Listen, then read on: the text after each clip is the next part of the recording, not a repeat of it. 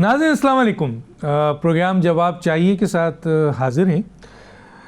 Programme کو ہم دو حصوں میں رکھیں گے. ہمارے پاس جو گیسٹ ہیں ان کے سامنے ہم اپنا پوائنٹ آف ویو لے کے آئیں گے اور پھر ان کی رائے آپ تک پہنچائیں گے.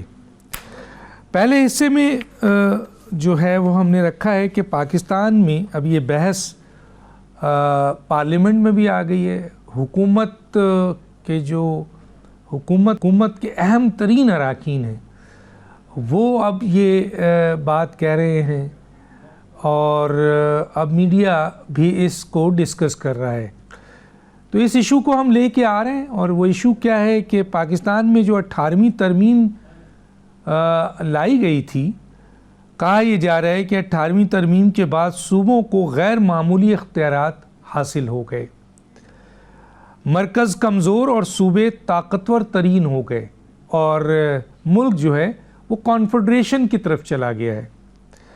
کیا 18ویں ترمیم کا خاتمہ ضروری ہے یا اس میں مزید ترمیم کی ضرورت ہے؟ اختیارات کا توازن مرکز اور صوبے کے درمیان لازمی ہونا چاہیے. ملک میں بڑھتی ہوئی آبادی، انتظامی دباؤ اور علاقائی محرومی کے لیے صوبے ضروری ہیں. مزید صوبے پاکستان میں مزید صوبے پاکستان کو مضبوط کریں گے. بہتر گورننس، وسائل کے منصفانہ تقسیم اور عوامی مسائل کا حل مزید صوبوں میں ہے. اب اس ایشو میں بات کریں گے. یہ پہلا حصہ ہے. اس کے بعد جو دوسرا حصہ ہوگا ہم اس پہ اہم ترین چند ایشوز ہے اس کو بھی لے کے آئیں گے. میرے پاس جو گیسٹ آئے ہیں ان کا تعارف کراتے ہیں. میرے جناب حافظ احسان احمد صاحب ماہر قانون ہیں اسلام آباد اسٹوڈیو میں. آپ کا بہت شکریہ سر، آپ نے ہمیں جوائن کیا. میرے ساتھ ہیں جناب قمر دلشاد صاحب، سابق secretary election commission of Pakistan. آپ کا بہت شکریہ، آپ نے ہمیں جوائن کیا. میرے ساتھ ہیں جناب ڈاکٹر مرزا اختیار بیگ صاحب، سابق مشیر وزیر اعظم، رکن قومی اسمبلی، رہنما پاکستان پیپلز پارٹی. آپ کا بہت شکریہ، آپ نے ہمیں جوائن کیا. اور ہمارے ساتھ ہمارے چوتھے گیسٹ ہیں ڈاکٹر ارشد وہرا صاحب، رکن قومی اسمبلی، رہنما MQM پاکستان. آپ کا ہی بہت شکریہ. جناب بات شروع کروں گا حافظ احسان احمد صاحب سے. حافظ احسان احمد صاحب، کتنا ضروری ہے پاکستان میں صوبے؟ کیا واقعی پاکستان کی جو فیڈریشن وفاق کی جو پوزیشن تھی وہ اس 18ویں ترمیم کے بعد ہم کانفیڈریشن کی طرف چلے گئے ہیں؟ اور کیا واقعی وفاق 18ویں ترمیم کے بعد کمزور ہوا ہے اور صوبے مضبوط ہوئے ہیں؟ اور کیا آپ سمجھتے ہیں کہ 18ویں ترمیم میں ترمیم کی جائے یا اس کا مکمل خاتمہ ضروری ہے؟ اور اسی کے ساتھ ساتھ یہ بھی بتائیے کہ پاکستان میں مزید صوبے کتنے ضروری ہیں؟ جی کیا کہتے ہیں؟ بسم اللہ الرحمن الرحیم. ڈاکٹر صاحب آپ نے بڑا آج ایک پرٹیننٹ سبجیکٹ جو ہے وہ چنا ہے اور اس کا ڈیفینیٹلی پاکستان کا جو فیڈرل گورننس کا سٹرکچر ہے یا پروونشل گورننس کا سٹرکچر ہے اس کے اوپر ایک اس کے لانگ لاسٹنگ اس ڈیبیٹ کے ایفیکٹس بھی آئیں گے اور ایک پبلک اوپینین میکنگ کی طرف بھی یہ چیز جائے گی. اور اس میں دو رائے نہیں ہے کہ پاکستان کا جو گورننس کا نظام ہے جو 1973 کے اندر بنایا گیا تھا وہ بنیادی طور پہ جو آرٹیکل 1 تھا وہ یہ تھا کہ پاکستان ایک فیڈرل ریپبلک ہوگی جس کے اندر پروونسز جو ہیں ان کے اپنے سبجیکٹس ہوں گے، فیڈرل گورنمنٹ کا ایک اپنا سبجیکٹس ہوگا اور ان چیزوں کے اندر کچھ کامنالٹیز کرنے کے لیے آپ کو CCI جیسے انسٹیٹیوشن جو ہیں وہ اسٹیبلش کرنے پڑیں گے اور وہ پاکستان کے 1973 کے کانسٹیٹیوشن کے اندر اسی طرح ہوا. یعنی کہ آپ کا جو فیڈرل گورنمنٹ کا نظام تھا یا پروونسز کا نظام تھا وہ دو طرح جو ہے اسے کر دیا گیا.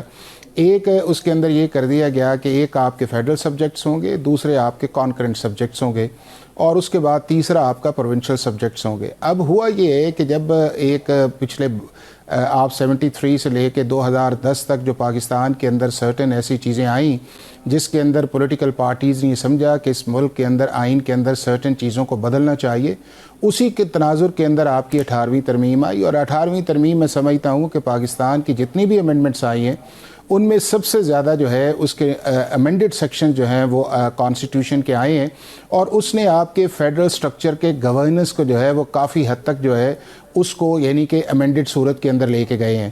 اب یہ ہے کہ جو چیزیں اس 18th امینڈمنٹ کے اندر آئیں، جو بھی آپ کانسٹیٹیوشن امینڈمنٹ کرتے ہیں ڈیفینیٹلی اس کا ایک آپ کے ذہن کے اندر اس کا ویو بھی ہوتا ہے، اس کا ایک نقشہ بھی ہوتا ہے کہ جس کے مطابق آپ اپنے ملک کو چلانا چاہتے ہیں۔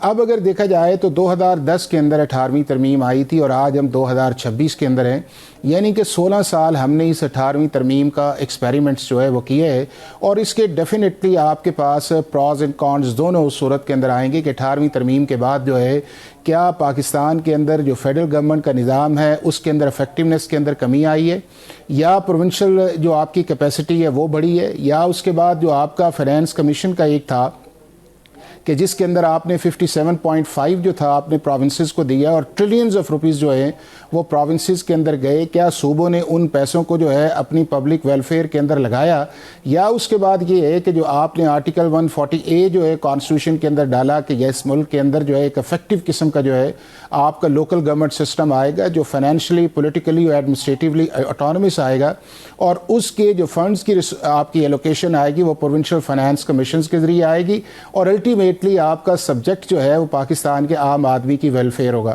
اگر اس سارے کانٹیکسٹ کے اندر دیکھا جائے تو 18ویں ترمیم کا جو 16 سال کا ایکسپیرینس آپ کے سامنے آتا ہے، ایک ایک کر کے میں آپ کو اس کا انالیسز رکھتا ہوں، اور پھر آپ اس کو خود اندازہ کر لیجئے گا کہ یہی وہ پولیٹیکل پارٹیز تھیں جنہوں نے پاکستان کی 18ویں ترمیم کی، اور ابھی بھی یہ کولیشن گورنمنٹ کے اندر پیپلز پارٹی یا مسلم لیگ ہیں، تو کیا ان 17 جو آپ کے 16 یا 17 سال ہوئے اس کے اندر ان کے ایکسپیریمنٹس کیا ہیں، اور اگر یہ سکسیسفل ایکسپیریمنٹس ہے تو پھر یہ ڈیبیٹ کیوں جنریٹ کی جاتی ہے؟ سب سے پہلے بات کر لیتے ہیں آپ کی NFC کے اوپر۔ 7واں آپ کا ڈاکٹر صاحب NFC ایوارڈ ہوا تھا 2010 کے اندر، اور آج 2026 میں ہے۔ آج تک 18ویں ترمیم کے بعد پاکستان کا NFC ایوارڈ جو ہے وہ نہیں بنا، میننگ دیر بائے کہ آپ نے ایک امینڈمنٹ تو کر دی، لیکن اس امینڈمنٹ کے اندر جا کے جو اس کے پلس مائنس یا پروز اینڈ کون سے اس ڈسٹریبیوشن اور ایلوکیشن آف ریسورسز کے وہ ابھی تک آپ ان کو سیٹل ڈاؤن نہیں کر سکے، اور جس کا ریزلٹس یہ نکلا یہ ہے کہ آپ کی وفاق کے پاس یا آپ کے صوبوں کے پاس جو ہے جو ایک ریسورس موبلائزیشنز کے لیے پیسے جس طرح استعمال ہونے چاہیے تو اس پہ بہت بڑا کوسچن مارک ہے۔ دوسرا اس چیز کے اندر یہ ہے کہ آپ نے یہ کہا کہ جی کانکرنٹ لسٹ ختم کر دو۔ دنیا میں کبھی اس طرح نہیں ہوا کہ جب آپ کے اوریجنل کانسٹیٹیوشن کے اندر ایک کانکرنٹ لسٹ موجود تھی، اور انڈیا کے اندر تو 3 کانسٹیٹیوشنز کی لسٹ موجود ہیں، تو آپ نے جب کانکرنٹ ختم کر کی آلموسٹ ساری چیزیں جو ہے آپ نے پروونسز کے اندر کر دیں، تو کیا پروونسز کو ڈیوالو کرنے کے اندر جو ہے آپ کی نیشنل کوہیرنس پالیسی ہے، آپ کی ایجوکیشن ہے، آپ کے پالیسی سٹینڈرڈز ہیں، آپ کا آرٹیکل 148 ہے، 149 ہے، اس کی ایگزیکیوشنز کے اندر، یہ لا اینڈ آرڈر کے اندر، یہ کیپیسٹی بلڈنگ کے اندر کیا صوبوں کا میکانزم فیڈرل گورنمنٹ کے ساتھ جو ہے اس نے سنکرونائز کیا ہے، یا اس کے اندر گورننس کے گیپس آئے ہیں؟ تو وہ بھی آپ کو 16 سال کے اندر آئے گا کہ گورننس کے گیپس جو ہیں، اور کلیئرلی آپ نے دیکھا ہے کہ جو KPK کے اندر جو ہے جس طرح پروونشل گورنمنٹ یا ایون پنجاب کے اندر بھی یا سندھ کے اندر جب اپوزٹ فیڈرل گورنمنٹ آتی ہے تو کس طرح کا ایک آپس کے اندر جو ہے وہ ایک ان کا کانٹراڈکشنز آتی ہے، یہ ایک دوسرے کے خلاف ایک سٹینڈ آف سچویشن آتی ہے، اور اس کو آپ کا کانسٹیٹیوشن ایڈریس نہیں کرتا۔ تیسری جو سچویشن ہے وہ بڑی امپورٹنٹ ہے، وہ یہ ہے کہ اگر آپ کے ملک کے اندر جو ہے جس طرح آپ کا جو ہے وار اینڈ ٹیرر ہے، یا آپ کے لا اینڈ آرڈر کی سچویشن ہے، یا نیشنل سیکورٹی کے ایشوز ہیں جس کو ایڈریس کیا جانا چاہیے ایز اے کوہیرنس پالیسی کے اندر، اور آپ نے پروونسز کو آپ نے لا اینڈ آرڈر سچویشن دیا ہوا ہے، تو اس سے پھر ایک اکاؤنٹیبلٹی کا اور ایک افیکٹونیس کا ایشو یہ آتا ہے کہ لا اینڈ آرڈر جو ہے وہ صوبوں کے پاس ہے، بٹ آپ کی جو فیڈرل گورنمنٹ جو ہے وہ پاکستان کی جو ہے اس کسٹوڈین ہے کہ اس نے ساری چیزوں کو کنٹرول کرنا ہے، اور یہ پھر آرٹیکل 245 یا 244 کے اندر بہت سارے کویسچنز وہاں آتے ہیں۔ اگلی جو چیز میں سمجھتا ہوں کہ وہ بڑا امپورٹنٹ یہ ہے کہ کیا ہم نے جب ان ڈپارٹمنٹس کو جو تھا پروونشل گورنمنٹس کے اندر ڈیوالو کیا تو کیا اس کی جو ہم نے ایک ایسا میکانزم ڈسپیوٹ ریزولوشنز کا بنایا؟ آج بھی پاکستان کی سپریم کورٹ کے اندر فیڈرل گورنمنٹ کے اور پروونسز کے 18th امینڈمنٹ کے بعد جو ہے ڈسپیوٹ ریزولوشنز کے میٹرز جو ہیں وہ آرٹیکل 186 کے نیچے جو ہے آرٹیکل 184 کے نیچے پاکستان کی سپریم کورٹ میں پڑے ہوئے ہیں، اور 16 سال تک ہم نے ان کو ایڈریس نہیں کیا۔ پھر CCI کے متعلق ہم نے بات کی، پھر آپ کے منرل ریسورس پہ بات کی، پھر آپ کا جو ہے اس کے اندر جو ہے آپ کا آگے جا کے جو نیشنل پالیسی میکنگ ہے۔ تو میں یہ سمجھتا ہوں ڈاکٹر صاحب اگر ہم اس کو دیکھا جائے تو اگر آپ نے 18ویں ترمیم کرتے ہوئے بہت ساری چیزوں کو فورسی کیا اور وہ پاکستان کے گورننس سسٹم کے اندر ان کے امپرومنٹ کی گنجائش ہے، تو ہمیں میرا خیال ہے کہ اس کو ایبالش نہیں کرنا چاہیے۔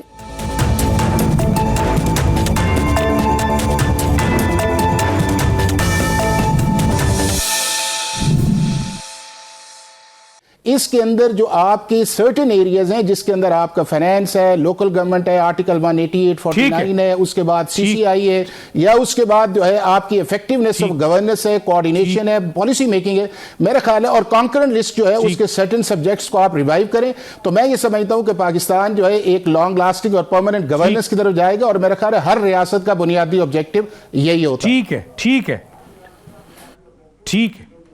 میں کیونکہ ٹائم آپ کا ہو گیا, میں صوبوں کے حوالے سے آپ سے سیکنڈ اس میں پوچھ لوں گا. یہ قمر دلشاد صاحب, آپ کیسے دیکھتے ہیں یہ 18ویں ترمیم کو, اور مزید صوبوں کی جو ڈیمانڈ آ گئی ہے, اور اب تو حکومت جو اہم حکومت ہے اور اس کے اتحادی خود ڈیمانڈ کر رہے ہیں, کیا کہیں گے سر؟ جناب ابھی جب بات میں سنوں تھا جناب حافظ احسان صاحب نے, تو پورا آئین کا ایک خوبصورت طریقے سے انہوں نے اس کی ہسٹری بیک گراؤنڈ پر بڑی اچھی بحث کی انہوں نے, اور بڑے طریقے کے مطابق انہوں نے کانسٹیٹیوشن کا حوالہ دیا ہے. میں اس کے بارے میں دوسرے منظر میں بات کروں گا. میں دراصل جو یہ ہوئی تھی نا 18ویں امینڈمنٹ, یہ ایک انٹرنیشنل ایجنڈے کے تحت یہ جناب اس کو 18ویں امینڈمنٹ جو تھی ہمارے کانسٹیٹیوشن میں شامل کیا گیا آئینی اصلاحات کمیٹی کے نام سے. سب سے بڑی اہم بات یہ تھی, میں وہاں موجود تھا جس وقت پریزیڈنٹ آصف علی زرداری کا جو حلف ہو رہا تھا, تو اس وقت حامد کرزئی آئے تھے افغانستان سے. آپ یہ سمجھے کہ ایک چھوٹا سا ملک ہے, نہ کوئی گورنمنٹ ہے, نہ ریٹ ہے, نہ پارلیمنٹ ہے, تو اس کے صدر کو پاکستان کی اتنی اہم شخصیات نے کیوں انوائٹ کیا تھا؟ تو وہاں جس وقت وہ آئے ہوئے تھے, بیٹھے ہوئے تھے, تو ہم بھی وہاں موجود تھے. تو میں وہاں موجود تھا, میں نے انتخاب کروایا تھا یہ صدارتی الیکشن کا, آصف علی زرداری کا, اور چیف الیکشن کمشنر تھے قاضی فاروق صاحب. تو یہ سارے معاملات ہم وہ وہاں باتیں کر رہے تھے, ان ہمارے پیچھے کھڑے تھے ڈاکٹر شاہد مسعود, وہ گواہ ہیں اس چیز کے, بہت بڑی تاریخی گواہ ہیں. تو انہوں نے کہا جناب آپ حکومت میں آ گئے ہیں, آپ بڑی میجارٹی ہوگی ہے, مشرف کا آپ ختم کریں, اس پہ امپیچمنٹ کریں, فارغ کریں مشرف کو. اور دوسری سب سے بڑی اہم بات یہ ہے کہ آپ صوبوں کو اتنے اختیار دے دیں سوویت یونین کی طرز پر کہ کل کو یہ صوبے علیحدہ ہونا چاہیں تو بڑی قرارداد پیش کریں اور صوبے علیحدہ ہو جائیں. تو وہاں یہ سرگوشیاں کر رہے تھے. اب میرے اس گفتگو کے جو گواہ ہیں وہ ڈاکٹر شاہد مسعود ہیں, جو تھے وہ تھے چیف ایگزیکٹو تھے, چیئرمین تھے پی ٹی وی کے. تو وہ باقاعدہ اپنے کیمرے کے ساتھ کھڑے تھے. اس کے فوراً بعد رضا ربانی صاحب کی سربراہی میں ایک آئینی اصلاحات کمیٹی بن گئی. اب باقی چھوڑے دلائل کیا آرٹیکل 2, 1, 3, 4 آگے چھوڑے اس کو. اصل بات تو یہ ہے کہ یہ تمام اختیارات صوبوں کو دے کر وفاق کو مفلوج کر دیا. وفاق آج بار بار کہہ رہا ہے, فیلڈ مارشل صاحب کے بھی کنسرن ہے کہ تمام اختیارات جو ہیں وہ صوبوں کو دے دیے گئے ہیں, اور اس کے بعد وفاق مفروض ہو گیا, یعنی فائنینشیل لیول پر بھی کمزور ہو گیا وہ. اب اس کا بڑا آسان طریقہ, وقت آ چکا ہے, ہم اس پر لمبی بحث نہیں کرتے. 28ویں امینڈمنٹ میں یہ باقاعدہ تجویز آ رہی ہے کہ آئین کے آرٹیکل 239 میں ترمیم کی جائے, اور وہ جو اختیارات ہیں صوبے بنانے کے لیے صوبوں کو جو اختیارات دیا گیا ہے, پارلیمنٹ صوبوں کی اسمبلی 2/3 میجارٹی سے بل پاس کرے, قرارداد پاس کرے, تو اس کے بعد وہ فیڈرل گورنمنٹ کو جائے, وہ سب چیزیں ختم کر کے یہ تمام اختیارات جو ہیں یہ وفاق کو دیے جا رہے ہیں کہ وہ جو چاہے صوبے بنائیں, اور اس کے بعد صوبوں سے کوئی رائے لینے کی ضرورت نہیں ہے, جیسے انڈیا میں ہے. انڈیا کے اندر جو صوبے بنائے جاتے ہیں وہ صوبوں سے نہیں پوچھا جاتا. انڈیا کی مرکزی حکومت جو ہے وہ اپنا ایک خود ہی ایڈمنسٹریٹر پوائنٹ آف ویو سے فیصلے کرتی ہے اور صوبے بن جاتے ہیں. تو یہاں بھی اسی انداز سے ہو رہا ہے, اور سندھ میں 3 صوبے بن رہے ہیں جو ہماری اطلاع کے مطابق. ایک تو جناب بڑا خوبصورت نام رکھا جا رہا مہران صوبہ, بڑا خوبصورت نام ہے. باقی ہمارے اختیار میں ساتھ بیٹھے ہوئے, ان کے کراچی کے کبھی 2 حصے ہو رہے ہیں, وہاں بھی صوبے بن رہے ہیں. تو یہ ساری اسی طرح بہاولپور صوبہ بن رہا ہے, شمالی پنجاب, جنوبی پنجاب, یہ سارے صوبے ہیں, یہاں بھی صوبے بننے کے بارے میں باقاعدہ کارروائی شروع ہو رہی ہے. اسی طرح خیبر پختونخوا میں 3 صوبے بن رہے ہیں, بلوچستان میں 3 صوبے بن رہے ہیں.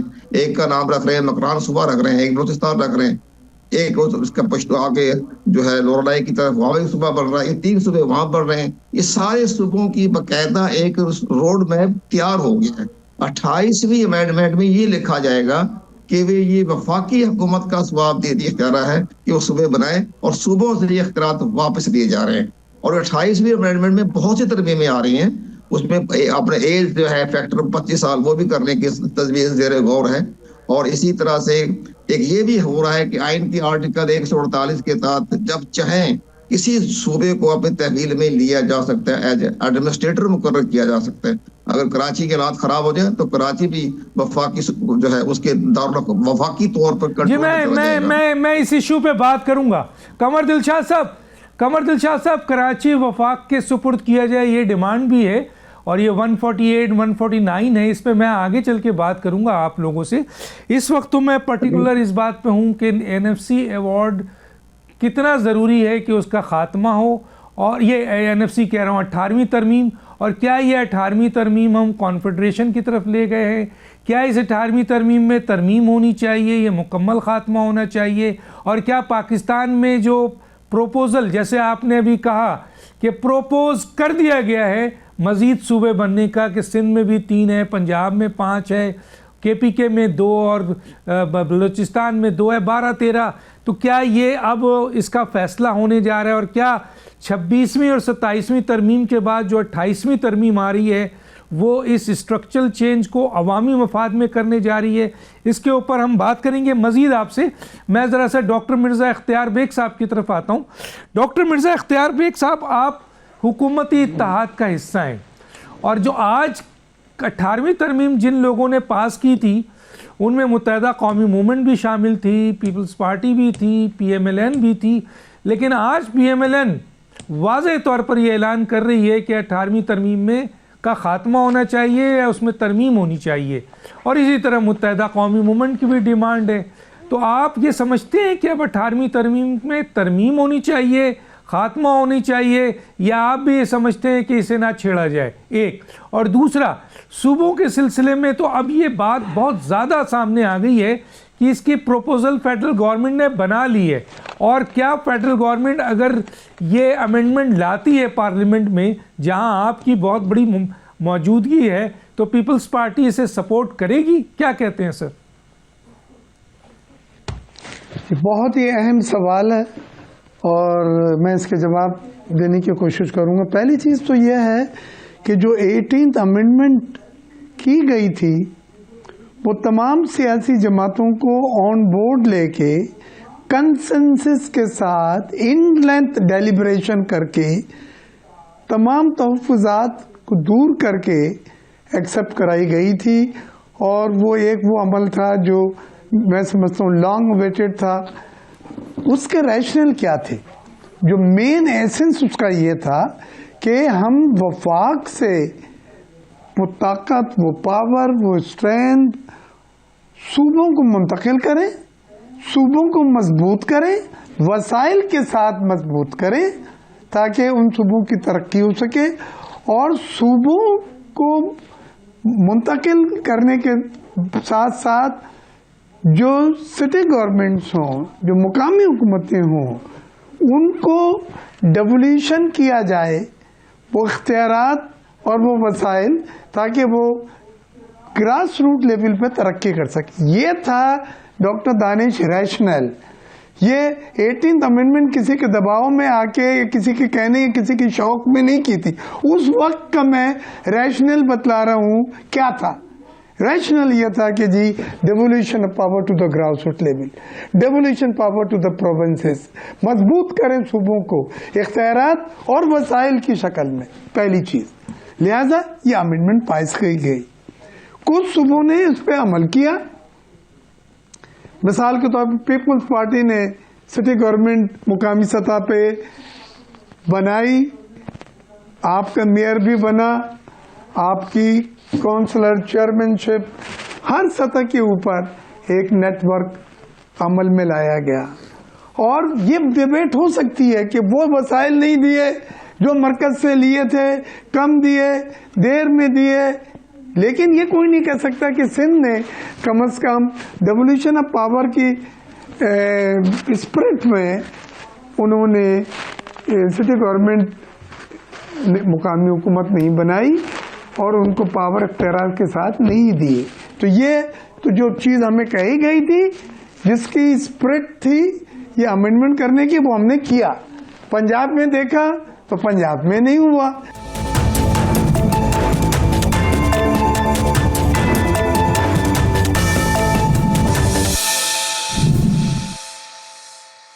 पंजाब में इलेक्शन कमीशन जब ऐलान करते थे डेट तो वो पोस्टपोन कर दी जाती थी, और कोर्ट वगैरह से भी जो डेट्स मिली उनको भी फिर आगे बढ़ा दिया गया, पोस्टपोन कर दिया गया। बहरहाल पंजाब में उनकी सोच कि ये ऐसा नहीं हो सका। इसी तरह ये मुख्तलिफ सूबों में, लिहाजा इसके नताइज जो आए वो यकसा नहीं आए।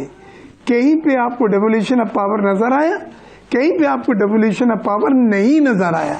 जहां नहीं नजर आया वहां वही सूबे का कंट्रोल, सख्त कंट्रोल, रिमोट कंट्रोल से सूबे चलाए जा रहे हैं, और जहां दिया गया वहां पे ये बहस हो सकती है कि आपकी जो मेयर है वो मौसर है नहीं है, इफेक्टिव है नहीं है, सिटी गवर्नमेंट मजबूत है कमजोर है, ये बातें हो सकती हैं।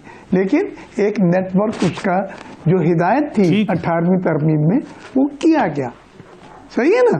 अच्छा, आखिरी चीज जरा इसके साथ NFC बोर्ड में भी ये बहस हो सकती है, लेकिन मैं ये सबसे जरूरी चीज जो पॉलिसी स्टेटमेंट है हमारा, साथ साथ ये भी एग्री हुआ था कि आप अखराजात हुकूमत वफाकी कम करेगी और रेवेन्यू बढ़ाएगी।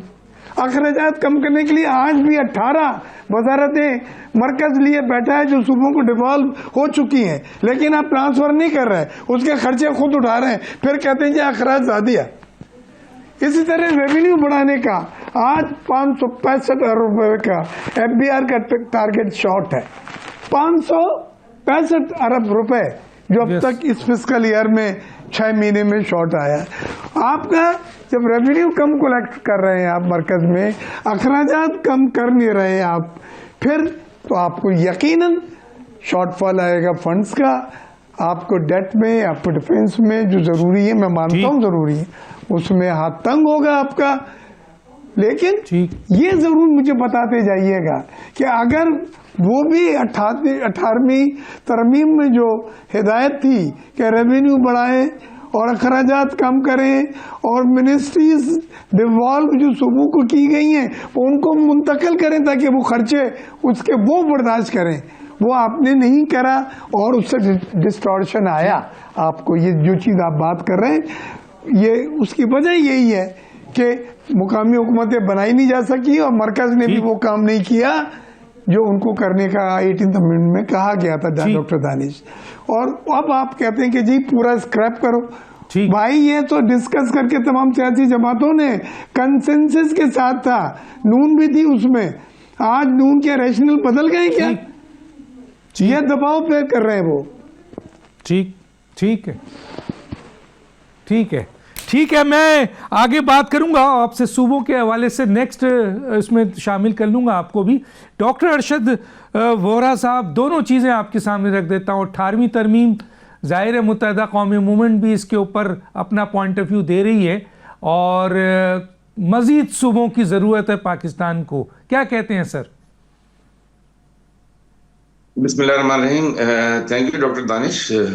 देखें, अभी जो है इससे पहले जो साहब थे, मैं उनका नाम नहीं वो कर सका, उन्होंने बड़ी क्लियरली एक बात बता दी और वो ये कि 18वीं तरमीम के पास होने पे और उसके बाद जब प्रेसिडेंट साहब का ओथ ले रहे थे और वहाँ पर डॉक्टर शाहिद मसूद मौजूद थे और उस वक्त उन्होंने ये बात की कि अब सूबों को इतना एम्पावर कर दिया गया है कि सूबे जो है वो इवन अलहदगी की तहरीक भी ला सकते हैं थ्रू देयर प्रोविंशियल असेंबलीज। तो मैं ये समझता हूँ कि इस 18वीं तरमीम को पास करवाने के बाद इस 18वीं तरमीम पे जो है आज जिस तरीके से ये 4 सूबे फेडरेशन के आगे खड़े हो जाते हैं और फेडरेशन को जब आंखें दिखाते हैं तो फेडरेशन जो है वो ब्लैकमेल हो रही है। डेफिनेटली फेडरेशन ब्लैकमेल हो रही है। 18वीं तरमीम में 47 सब्जेक्ट्स को जो है एड्रेस किया गया था। उस 47 सब्जेक्ट्स में से मेरे भाई डॉक्टर इख्तियार बेग ने जिस तरीके से भी कहा कि हम जो है बल्दियाती इंतखाबात कराते हैं, हमने बल्दियाती आर्टिकल बना दिया, लेकिन मेरे भाई उन बल्दियाती, एक लंगड़ी लूली बल्दियाती हुकूमत को लेकर आकर आप आर्टिकल 140A को उसके ट्रू सेंस में इम्प्लीमेंट नहीं कर रहे। आप जो है ना फाइनेंशियल पावर्स दे रहे हैं, आप ना जो है वो पॉलिटिकल पावर दे रहे हैं और एडमिनिस्ट्रेटिव पावर दे रहे हैं। बल्दियात को तो आपने बिल्कुल जो है मतलब ये कि दिखाने को बिल्कुल ठीक है कि there is a mayor to it, और ये सिटी डिस्ट्रिक्ट गवर्नमेंट नहीं है, ये बल्दियात है। सिटी डिस्ट्रिक्ट गवर्नमेंट जो है वो मुशर्रफ साहब के जमाने में थी, जिसकी आज डिमांड हो रही है। तो मैं आपसे ये अर्ज करूंगा कि अभी एक बात और भी हुई कि जो है ये 4 सूबे हैं। देखें, सबसे बड़ी चीज ये कि एनएफसी की बात हुई, ठीक है, एनएफसी की बात तो हो गई, लेकिन एनएफसी अवार्ड में जो 57% सूबों को बंटना था वो आज भी बंट रहा है। 57.5% जो है या 57% सूबों को आज भी जा रहा है, वो डिविजिबल पूल से जा रहा है। जिस दिन आपने एनएफसी अवार्ड बुला लिया उस दिन ये होगा कि ये 57.5% से और भी हमें ज्यादा चाहिए, कम की बात कोई नहीं करेगा। तो जो फॉर्मूला फिक्स हुआ था उस फॉर्मूले से, डिविजिबल पूल से पैसा आज भी हर सूबे को उतना ही मिल रहा है जितना जाना चाहिए था। अब रही बात के सूबों की जरूरत, या सूबों की जरूरत है, सूबों की जरूरत है। आप बात करते हो कि जो है असल इशू जो है ना वो कराची है। कराची वो दूध देने वाली गाय है जिसको कि कोई भी नहीं चाहता कि किसी तरीके से भी वो ये हमारे पास से जाए। अरे कोई कहीं नहीं जा रहा, मरसू सिंध न देसू, Karachi is Sindh, Karachi is Sindh, Karachi is Sindh after 1971। इससे पहले कराची जो है सैकड़ों साल तक सिंध का हिस्सा नहीं था, ठीक है ना। इससे पहले कराची पाकिस्तान का कैपिटल था, उसके बाद कराची जो है वेस्ट पाकिस्तान का हिस्सा था। तो कराची तो 71 के बाद जो है सिंध का हिस्सा बना है और सिंध का कैपिटल बना है। लेकिन जो ज्यादतियां कराची के साथ की गई हैं, 22,000 अरब रुपए जो है वो पार्क हुए हैं सिर्फ और सिर्फ चीफ मिनिस्टर के पास। तो इस तरीके से तो ये मुल्क अल्लाह ना करे किसी भी तरह आगे नहीं चल सकता। इस मुल्क को अगर आपको चलाना है, आप कहते हैं चलो सिंध तो फिर ठीक है, आप जो है वो सिंध अर्बन सिंध रूरल कर दो, आप मेहरान कर दो, आप वादी मेहरान कर दो, whatever you want to do. लेकिन एक सूबा जो कि आपको मतलब ये इख्तलाफात क्यों नजर आते हैं? देखिए, पीपल्स पार्टी जो है वो रिप्रेजेंट करती है सिंध रूरल को और मुत्तहदा कौमी मूवमेंट रिप्रेजेंट करती है सिंध अर्बन को। जब सिंध रूरल सिंध अर्बन पर हुकूमत कर रहा है और वो जो है वो सिंध अर्बन को कुछ भी नहीं दे रहा, आपका ये आई वॉश है, ये जो प्रोजेक्ट्स की बात होती है, जो ट्रांसपोर्ट की बात होती है, इट्स एन आई वॉश। जिस दिन आप 200 बसों का ऐलान करते हो, वर्ल्ड बैंक कहता है 15,000 बसें चाहिए कराची को, तो दिस इज द इशू। इसी तरीके से पंजाब में जो है, पंजाब सदर्न पंजाब के इश्यूज हैं, और आपको अगर आपने इस मुल्क को मजबूत करना है तो आपको यहाँ पर सूबे मजीद बनाने पड़ेंगे, वरना अल्लाह ना करे जिस तरीके से जो बात हो रही थी कि इस तरमीम के बाद सूबों को इतना पावरफुल कर दिया गया है कि खुदा ना खास्ता वो करारदाद मंजूर करा के उसको मुल्क को तोड़ने की भी बात कर सकते हैं। तो फिर दिस इज रॉन्ग। हम पाकिस्तान के साथ हैं, हम पाकिस्तान है तो हम हैं, वरना हम नहीं हैं। तो आपको वो अमेंडमेंट्स, आपको वो तरामीम लेकर आनी पड़ेगी जो खुदा ना खास्ता इस मुल्क को तोड़ने की बात करती है। ठीक है, इसका मतलब है आप बिल्कुल दोनों चीज़ों के लिए मुत्तहदा तैयार है। 18वीं तरमीम में मज़ीद तरमीम या उसका ख़ात्मा, और नए सूबे की जो है वो पाकिस्तान में जो प्रपोज़ल इस वक्त बन रहा है गवर्नमेंट में, आप उसके बहुत बड़े हामी हैं कि हर सूरत में 28वीं तरमीम में ये लाया जाए, जिसका जिक्र कमर दिलशाद साहब ने किया है। एक छोटा सा ब्रेक लेंगे, फिर ब्रेक के बाद वापस आते हैं अपने अहम तरीन एक और इशूज़ की तरफ कि उस पर हमारे मेहमान क्या कहते हैं। एक छोटा सा ब्रेक।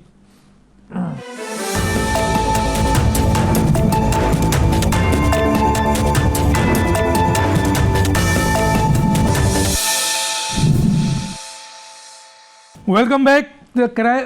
दूसरे जो हमारा हिस्सा है प्रोग्राम का, उसमें चंद अहम इश्यूज़ हैं मैं रखना चाहता हूँ। एक तो ये था कि बल्दियाती निज़ाम को ज़ाहिर है 28वीं तरमीम में मज़ीद मजबूत करके नाफिज करने के लिए कहा गया है और प्रोपोज़ल में मौजूद है। इसका ऑलरेडी पहले इससे में थोड़ी बहुत बात हो चुकी है। इसके साथ साथ मज़ीद सूबे, ज़ाहिर है जैसे मज़ीद सूबे की बात हुई, बल्दियाती निज़ाम मजबूत होना चाहिए। वहीं एक बहुत बड़ी डिमांड आ रही है और वो ये है कि कराची पाकिस्तान का मौशी हब है और ये 65% रेवेन्यू देता है मरकज़ को और 85% से ज़्यादा सिंध को, लेकिन तबाह हाल हो चुका है। EIU ایک انٹرنیشنل ریٹنگ ادارہ ہے, بہت اہم ادارہ ہے, اکانومسٹ انٹیلیجنس یونٹ. وہ کہتا ہے کہ 173 ملک میں سے دنیا کا ورسٹ ترین ملک 170 نمبر پر کراچی ہے, اور گورننس ہے, انفراسٹرکچر ہے, ہیلتھ ہے, تعلیم ہے, یہاں پر لا اینڈ آرڈر سچویشن ہے, امن و امان, گورننس ہے, سب کو ملا کر اس نے کہا کہ یہ ورسٹ ترین شہر ہے. اور صرف 3 شہر اس سے زیادہ ورسٹ ہیں, ایک ڈھاکہ, ایک طرابلس اور ایک دمشق. تو اس کنڈیشن میں اب ڈیمانڈ ہو رہی ہے کہ اس معاشی ہب کو بچایا جائے.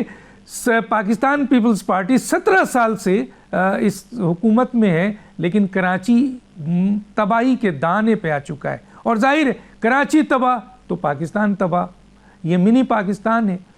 تو ایسی صورتحال میں ابھی ڈیمانڈ ہے کہ کراچی کو وفاق کے حوالے کیا جائے, اور یہ کہا جا رہا ہے کہ 148 149 آرٹیکل موجود ہے, آئین میں یہ موجود ہے جس کو استعمال کیا جا سکتا ہے.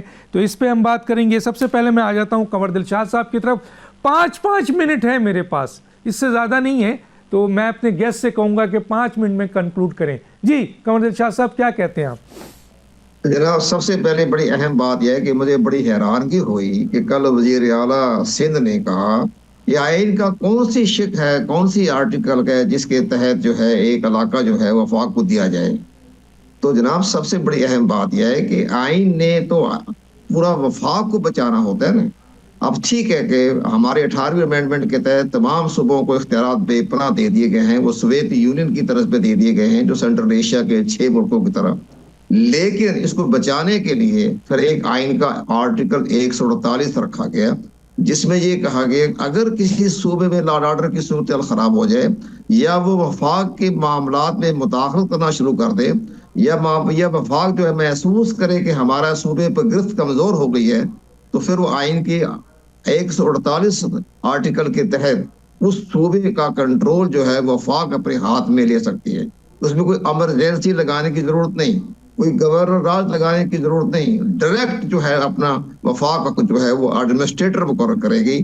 جیسے کہ جون مارچ کر رہا ہوں میں, جون 93 میں جب یہ پنجاب میں غلام اسحاق خان کا اور وزیر اعلیٰ پنجاب نواز شریف کے درمیان شدید اختلافات پیدا ہو رہے تھے, وزیر اعلیٰ پرائم منسٹر تھے پاکستان کے اپنے نواز شریف صاحب, تو پنجاب کی حالت خراب ہو گئی تھی, تو وہی آئین کی آرٹیکل 148 کے تحت پنجاب میں ایڈمنسٹریٹر مقرر کیا گیا تھا اور رینجر کے حوالے کر دیا گیا تھا پنجاب کو. تو یہ بڑی اہم بات ہے, اور گورنر اظہر سے استعفیٰ لے لیا گیا تھا. تو یہ سارے معاملات وقت کے بعد میں امر تو ٹھیک ہے اسمبلی ڈیزالو ہو گئی, وحید کاکڑ کا فارمولا سامنے آ گیا, لیکن یہ ساری باتیں آئین میں لکھی ہوئی ہے. آئین نے تو اپنے آپ کو بچانا ہوتا ہے فیڈریشن کو. تو یہ میں حیران, ایک بات. دوسری بات یہ ہے کہ یہ بھی زیر غور ہے, ابھی سب باتیں زیر غور ہی ہیں. پیپر تیار ہو رہے ہیں, جس طرح ایگزامینیشن کے پیپر تیار ہوتے ہیں, وہ پیپر تیار ہو رہے ہیں, اس پیپر ہم بھی ایک آدھے پیپر ہم بھی تیار کر رہے ہیں. اس میں یہ معاملہ ہو رہا ہے کہ جناب گوادر کو بھی ایک وفاق کے حوالے کر دیا جائے. اس میں ہمارے دوست ممالک کی خواہش ہے کہ جناب گوادر ہاتھ سے جا رہا ہے, لا اینڈ آرڈر کی صورتحال خراب ہے, اس کو اگر وفاق کے حوالے کر دیا جائے تو بہتر نتائج نکل سکتے ہیں. اسی طرح کراچی کے حالات بہت خراب ہو رہے ہیں. کل جس طرح آپ نے دیکھا یہ جو گل پلازا میں جو واقعہ پیش آیا, تو سب سے بڑی یہ بات یہ, میرے دوست اختیار بیگ بیٹھے, میں اختیار بیگ صاحب کو گورنر دیکھنا چاہتا ہوں نئے صوبے کا, میں تو ان کے لیے کوشش کر رہا ہوں. تو اختیار بیگ صاحب پڑھ گئے ہیں, تو فنانس بل کے حوالے سے 18ویں امینڈمنٹ متفق کا فیصلہ ہوا تھا, ٹھیک ہے نہیں تھا. لیکن میں یہ کہہ رہا ہوں کہ یہ معاملہ ٹھیک ہے, کیونکہ ٹائم کم ہے. ٹھیک ہے حافظ احسان احمد صاحب آپ کے پاس 4 منٹ ہے, کیا کہتے ہیں سر؟ ڈاکٹر صاحب میں ایک منٹ لگاؤں گا, چونکہ آپ کے تینوں ٹاپکس بڑے امپارٹنٹ ہیں. پروونسز پہ آؤں گا, لوکل گورنمنٹ پہ آؤں گا, اور آرٹیکل 148 149 پہ آؤں گا.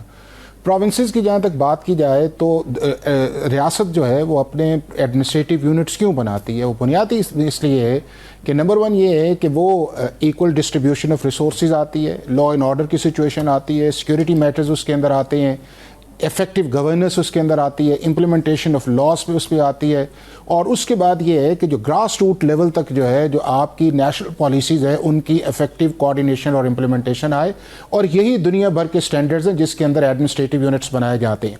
अब सब कॉन्टिनेंट के अंदर आप देखें तो मैं एक आपको छोटी सी लिस्ट आपको बताऊंगा ताकि आपको अंदाजा होगा हमारे से छोटे ममालिक या हमारे से बड़े ममालिक ने एडमिनिस्ट्रेटिव यूनिट्स है कितने। पाकिस्तान के 4 हैं, श्रीलंका के 9 हैं, बांग्लादेश के 8 हैं, इंडिया के 30 हैं, नेपाल के 7 हैं, भूटान के 20 हैं, अफ़गानिस्तान के 34 हैं, चाइना के 28 हैं, सऊदी अरब के 13 हैं, यूएई के 7 हैं, कतर के 8 हैं, ओमान के 11 हैं, कुवैत के 6 हैं, अमेरिका 51 है, बरतानिया की 21 जो है वो नीचे कलर मेन जो काउंटीज़ उसके अंदर चल रही हैं, और तकरीबन 31 से ज़्यादा जो है वो आपके रशिया के अंदर आते हैं। तो बुनियादी तौर पे ये है कि एडमिनिस्ट्रेटिव कन्वीनियंस के लिए जो है वो हर रियासत जो है वो अपने सूबे बनाती है और वक्त के साथ साथ चलता है। दूसरा ये है कि दुनिया के हर मुल्क के अंदर जो है जो सूबे बनाना या एडमिनिस्ट्रेटिव यूनिट्स बनाना बड़े जो है ये सेंट्रल गवर्नमेंट काम करती है, और उसके नीचे जो है जो आपकी डिवीजन्स या तहसील जो हैं ये यूनियन काउंसिल जो है वो प्रोविंसेस के अंदर करती है। और इसी तरह इंडिया का आर्टिकल 3 जो है उसके अंदर इनको डिस्क्राइब किया गया है, और सिर्फ पार्लियामेंट का ही काम है। नेपाल में भी पार्लियामेंट करती है, उसके बाद रशिया में भी पार्लियामेंट करती है, चाइना की भी पार्लियामेंट है। इस दुनिया के जितने ममालिक हैं चूंकि फेडरल गवर्नमेंट ने कन्वीनियंस को दे के उसको ट्रिकल डाउन करना होता है, लेकिन हमने आर्टिकल 239 के नीचे जो है वो एक डाला हुआ है कि सूबों की एक 2/3 मेजॉरिटी के साथ एक रेजोल्यूशन आएगी, फिर उसके बाद वफाक को कहा जाएगा और वफाक उसको करेगा। तो मेरा ख्याल ये है कि अगर आपने एडमिनिस्ट्रेटिव कन्वीनियंस के लिए जाना है तो किसी भी सूबा जो इस वक्त इंटैक्ट है, पंजाब होगा या उसके बाद KPK है या उसके बाद कराची या बलूचिस्तान है, ये खुद इस तरह नहीं कहेंगे कि इनकी जो सूबाई असम्बलियाँ जो हैं वो ये कहें कि जी हमारे अंदर इन एडमिनिस्ट्रेटिव यूनिट्स बनाएं। आप आर्टिकल 239 को अमेंड करके ये पावर जो है वो पाकिस्तान की पार्लियामेंट को दें, और वो अपने एडमिनिस्ट्रेटिव कन्वीनियंस को देखें कि हमने किस किस जगह कौन से यूनिट्स बनाने हैं। और उसके अंदर मेरा ख्याल है जो बुनियादी शर्त जो है वो लिंग्विस्टिक नहीं होनी चाहिए, ए पॉलिटिकल होना चाहिए, एडमिनिस्ट्रेटिव कन्वीनियंस उसके अंदर आनी चाहिए, इफेक्टिवनेस अंदर आनी चाहिए, और उसके साथ साथ मोबिलाइजेशन ऑफ फाइनेंस जो है जो आपके प्रोविंशियल फाइनेंस कमीशन वो आनी चाहिए। अब दूसरा सवाल ये है जो 148 या 49 है। अब डॉक्टर साहब 148 या 149 जो है वो बुनियादी तौर पे फेडरल गवर्नमेंट की जो अथॉरिटी है उसको एनफोर्स करने के लिए कॉन्स्टिट्यूशन ने बनाया है, और ये 18th अमेंडमेंट के अंदर इसका कॉमा भी चेंज नहीं किया गया था। लेकिन ये वो लॉज हैं आर्टिकल 148 या 49 को सिर्फ उन जगहों पे आप इन्वोक कर सकते हैं जहां के ऊपर आप फेडरल लॉज की इन्फोर्समेंट चाह रहे होते हैं, और फेडरल लॉज की इन्फोर्समेंट जो है वो आपकी इस वक्त फेडरल लेजिस्लेटिव लिस्ट जो है उसके अंदर मौजूद है। उससे बियॉन्ड जाके अगर आप ये कहें कि जी आर्टिकल 148 या 49 के अंदर जाके आप कराची को या किसी इलाके को टेरिटोरियल कंट्रोल कर लें तो वो कॉन्स्टिट्यूशनली वायबल भी नहीं है, पॉसिबल भी नहीं है और हो भी नहीं सकता। उसके लिए आपको वही मैकेनिज्म अपनाना पड़ेगा जो आर्टिकल 239 के अंदर मौजूद है। लिहाजा सिर्फ ये डिबेट करना कि जी आप उस इलाके को फेडरल गवर्नमेंट के अंदर ले लें, हाँ फेडरल गवर्नमेंट अपने लॉज के अंदर जो है सिक्योरिटी है, लॉ एंड ऑर्डर है, फॉरेन जो भी आपके फेडरल सब्जेक्ट्स हैं उनकी इन्फोर्समेंट के लिए उस इलाके का कंट्रोल जो है ये एनफोर्समेंट जो है अगर प्रोविंशियल गवर्नमेंट कोऑपरेट नहीं कर रही तो उसको कंट्रोल कर सकती है, और ये आइन इसकी इजाजत देता है। और ये पूरे पाकिस्तान के किसी एरिया के अंदर भी आर्टिकल 148 ये 149 तीसरा आर्टिकल 140A जो है, मैं 1 मिनट में याद कर रहा, दुनिया भर के अंदर डॉक्टर साहब आप चाहे जितने मर्जी एडमिनिस्ट्रेटिव यूनिट्स बना लें, जितनी देर तक आप लोकल गवर्नेंस या गवर्नमेंट्स की तरफ आप नहीं जाएंगे वो नहीं आएगा। इंडिया ने 73rd और 74th अमेंडमेंट करके लोकल गवर्नमेंट्स लेकर आए, 92 से ऑनवर्ड उन्होंने बनाया, हमें भी ये चाहिए उसमें आए टाइम नहीं है और एक इंडिपेंडेंट जो है लिस्ट बनाए और उनकी रेजोल्यूशन का टेन्योर जो है वो लाइक नेशनल असेंबली और प्रोविंशियल असेंबली करें। ठीक है, वक्त खत्म हुआ चाहता है। चारों का शुक्रिया। डॉक्टर दानिश को इजाजत दीजिए। अल्लाह हाफिज।